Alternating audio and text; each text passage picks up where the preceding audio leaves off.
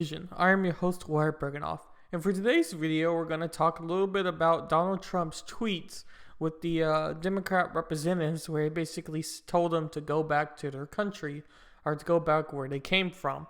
And in particular, we're going to talk about Nancy Pelosi's and the House vote for if Trump should be rather impeached, or if Trump's comments were basically rude and should be removed and never happen again, so to speak. So for the purpose of the video, I went on Google News and I took these top articles. I took these top articles from each one, and I'm going to discuss in turn. But I shuffled the order up a little bit so that we could go from the most important article for background information to the least important article on understanding this topic. So for the starters, I'm going to play this video of Nancy Pelosi when she was at the floor speaking in front of the House. And for those who don't know, it's essentially an open hearing where all sides get to hear what representatives say, and then they didn't vote on the issue. And Nancy Pelosi had some very controversial things to say, so I'll let the video play and speak for itself. And again, these are over Trump's comments on telling fellow congresswoman in the Senate to go back where they came from. Would be a shocking rejection of our values and a shameful abdication of our oath of office to protect the American people. I urge a unanimous vote and yield back the balance of my... I was just going to give the General Speaker of the House if she would like to rephrase that. So this is where it gets very harsh and very direct, as this is not really supposed to happen on the House floor. Because it's obvious on what she's trying to do and to smear Trump's name. And that's not necessarily a bad thing for what Trump's comments were, depending on your point of view. But the main thing is you're not really allowed to do that during the House speaking. And that is where this representative here asked Nancy Pelosi if she wanted to restate what she said. And later on, she got in trouble with the actual chairman, the actual speaker of the House, to keep it under control. And I'll cover that a little bit later.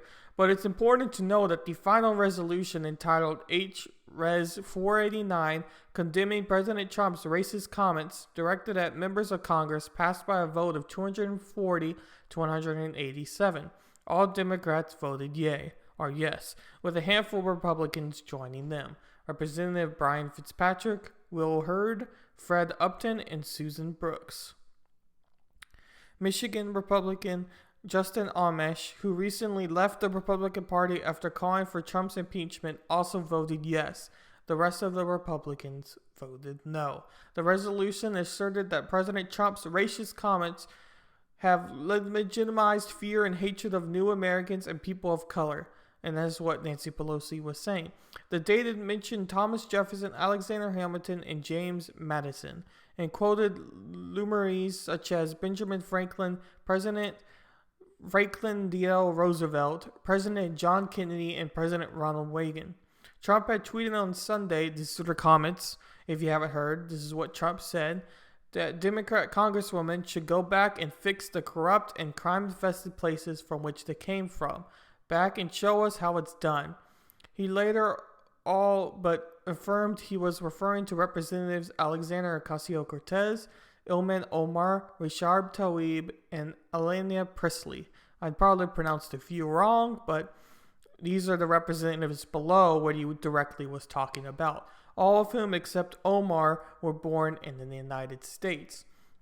So real quick before moving on, these comments are outright harsh and really should have never been said by President Trump. I think almost everybody would agree for that, especially almost every American would agree on that. But the big thing is you have to take these comments in context. And Trump, as we know, is a very vocal person. And the only way you can back up what Trump said is by saying that he is this vocal person and he's very outspoken. He shouldn't have said what he said, but he has the right to say what he said because of the First Amendment and free speech. This is in no way a direct form of violence or anything that would include hate speech. And this is all freedom of press and freedom of speech and the First Amendment. And Trump has all right to do that. And I think those people would say that do have some right for saying it. But you also have to remember, as a president, you're supposed to be a representative of the country as a whole. And Trump has a hard time at doing that with his Twitter and being outspoken, especially as how much outspoken he is. Because those comments should have never really been said. They could have been said, but in a different way. What he's outright calling these people out in a way what doesn't really work. And it's a very hard thing to say that Trump is in the right. But at the same time, Trump has the right to say what he says. And that I need to make that very clear because that is where the debate spawns from. Anyway, later on, the House kind of became a little bit out of control.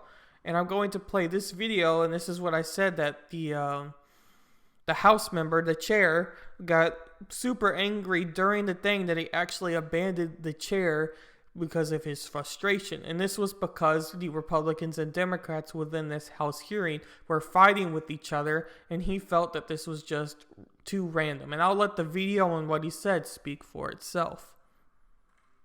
The chair is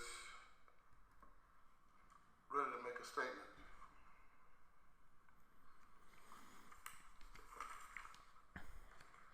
I came in here to try to do this in a fair way. I kept warning both sides, let's not do this, hoping we could get through. Mr. Paul had a situation where we could be in here on another motion to take down words of a friend of mine, but we don't ever want to pass up, it seems, an opportunity to escalate, and that's what this is. I dare anybody to look at any of the footage and see if there was any unfairness. But unfairness is not enough because we want to just fight. I abandon the chair. So you could visibly see his frustration, especially on his last comment where he said, all we want to do is fight, or at least we want to just fight, as he abandons the chair and slams down his hammer. And as I've said, this is in reference to the actual House and what happened because it rather got heated during the conversations for it. As you can see, Kevin McCaffrey said in a tweet, breaking news, Speaker Pelosi just broke the rules of the House and no longer is permitted to speak on the floor of the House for the rest of the day. So again, that was in direct correlation to what the chair and what the House did because Pelosi's language did not meet the standard, as you can see here. And that was a big topic because Pelosi, as I've stated earlier, went against the rules for speaking in front of the House. But as we know, it's a very hot button topic on what was covered. But again, I found this article to be very interesting from the Los Angeles Times. And it's an opinion piece, and it states, AOC and the Democrats gave Trump the fight he was looking for. So with the first article, it talks about what he fight for at the start. And I'm going to read starting here and go on. In 2016, Trump could run against Washington elites who had failed to deliver for middle America. But now he is Washington. So he needs to find someone else to run against. Granted, he talks up the economy endlessly. And there are plenty of Republicans who love him for the tax cuts and deregulation. There are many others on the right and in the middle, though, who wonder how much better we would be doing in a more rational chief executive who didn't cut costly trade fights and drive off once reliable U.S. partners. That's where Alexandria Ocasio-Cortez and all of the rest come in. Trump wants the most liberal and controversial House members to become the face of the Democratic Party. So he, the most disruptive and norm-violating president of modern times, will see like the political equivalent of comfort food, or the worst devil you know. So he launched a sustained attack on the 4 squad members, knowing full well that the Democrats would rally around them, which they did. Last week, the Washington Press was chronicling the rift between the far-left House Democrats and the House Democrat leadership. This week, all about how Trump brought them back together. Perhaps that was the point.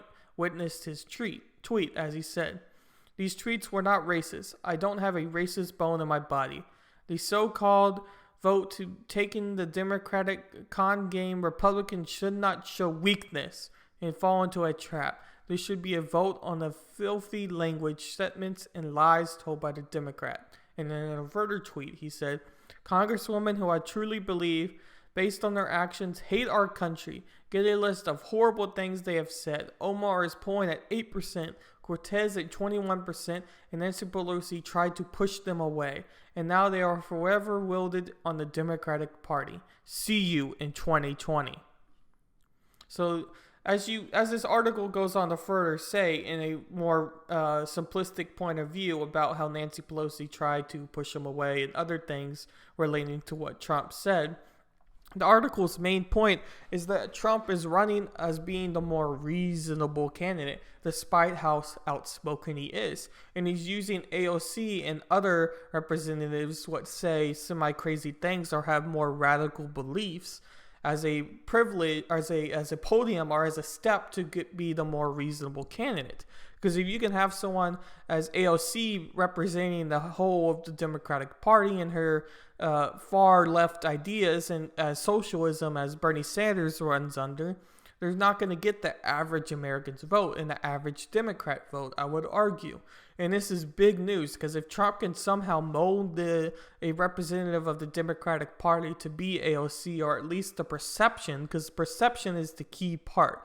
Because all you really need is the perception to look like AOC is the head of the party. Even though Nancy Pelosi or Elizabeth Warren or one of these other candidates, what might come to mind first, may actually be the one leading the party, all you really need is the perception to look like AOC or any of these other representatives are actually at the will of the Democratic Party. And if Trump could do this, he could very much win the next election, or at least set the Republican Party up for the election after the next one, depending on how that goes. So I thought that was a very interesting article, and I did agree that Trump could very well be doing that in a more cleverish way if you think that Trump's tweets aren't just spontaneous. And a lot of people I do know think that Trump's tweets are really spontaneous, such as when you're on the restroom and just typing away, or when you're in the coffee table and you're just typing away, it's just random thoughts off your head.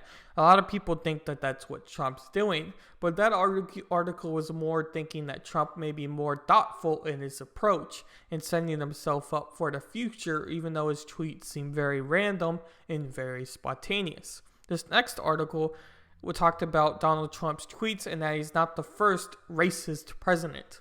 And this goes again directly to the tweets he said. And it starts off by saying a quote from Donald Trump himself. I am the least racist person you have ever met. He has said on numerous occasions, if you were living solo on a deserted island and he showed up, that might be true. But for everyone else, it's just another one of his delusional claims. In fact, I have met the president myself, and he's off by one word. He's not the least racist person I've ever met. He is the most. So then it comes to giving examples, and I'm going to read some of these examples. The least racist person you've ever met. You don't know the history of the Central Park Five. Trump called for the death penalty for the accused teens.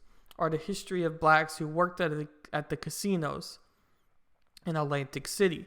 Next, the least racist person you've ever met. Laziness is a trait in blacks. It really is. I believe that. It's not anything they can control, he said in a 1997 Playboy interview. The least racist person you've ever met. Mexicans. They are rapists.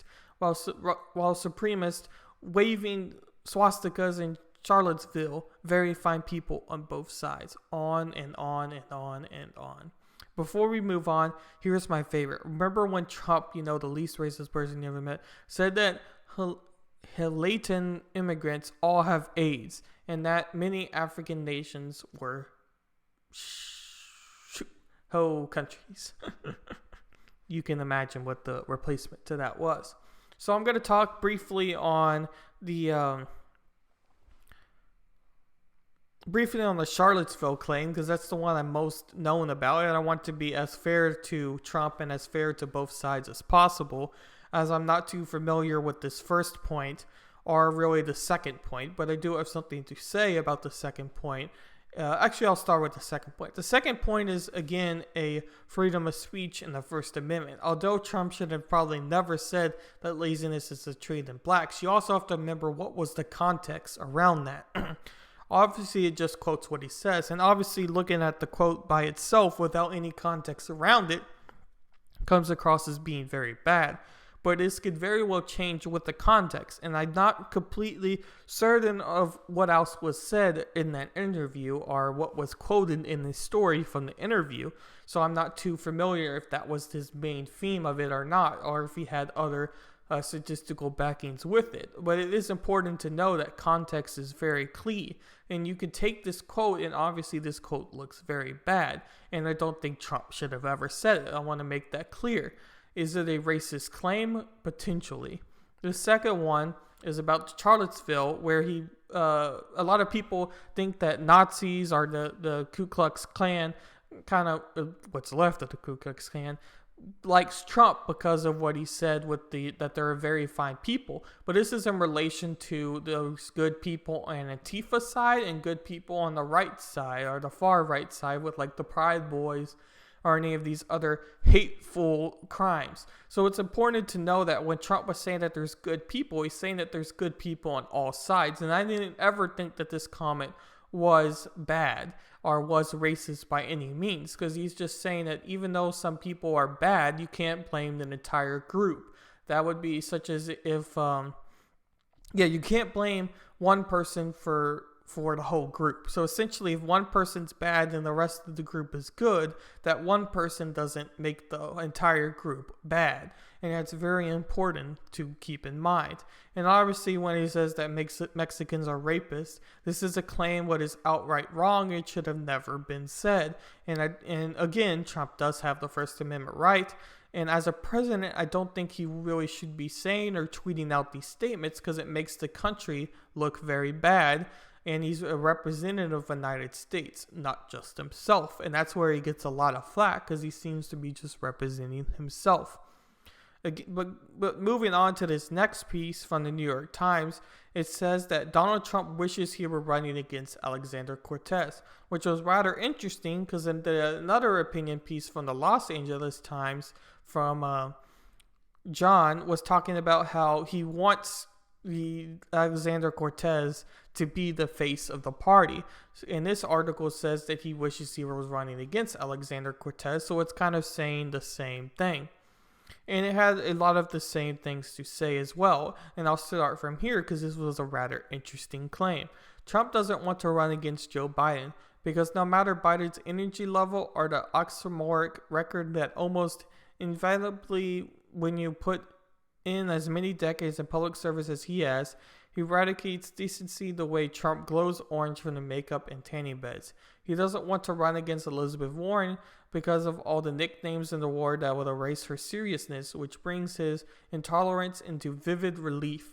He doesn't want to run against Kamala Harris because he has seen how poised and fierce she can be. Besides, it's better to run against 4 people than against 1. 4 are more readily turned into an idea, a symbol. And what to do, Alexander Cortez, Omar, Tilby, and Presley symbolize. The oldest of them, Presley, is 45. Their average age is 38. They suggest an encouragement into the future of the Democratic Party, and the country belongs as much to women and people of color as to anyone else.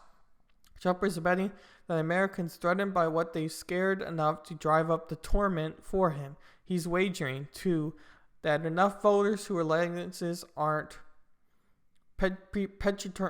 predetermined will back at that. And it goes on to say that these 4 are a tool for promoting discord in the Democratic ranks because at the recent feud between them and the House Speaker Nancy Pelosi demonstrates plenty of their fellow Democrats find them too fantastically idealistic, too censorious of those who disagree with them, too quick to play at the race card too much. For now, Trump's shocking and uncontestable tweet has downgraded that feud and untied Democrats who immediately drafted a House resolution that formally condemns his comments as racist. They are daring Republicans to vote against it and seriously go on record in support of what he said. But that's just for now. What happens next week, next month, next year, it is an open question. Why are so many Democrat presidential candidates recommending that a lot of open borders, which won't go down well to many of the voters and the party needs? It's a response in part of Trump's xenophobic and cruelty when it comes to immigration. So it kind of talks more about the actual facts itself. And if you go on the previous article from New York Times, there's a lot talking about, or the OA Times, excuse me, it's a lot of talking about how he wants them to become the face of the party because he thinks the average American doesn't really value them as being the average Democrat or being the face of the ideal Democratic Party that a lot of people wish to have. And these people are way too extremist in view.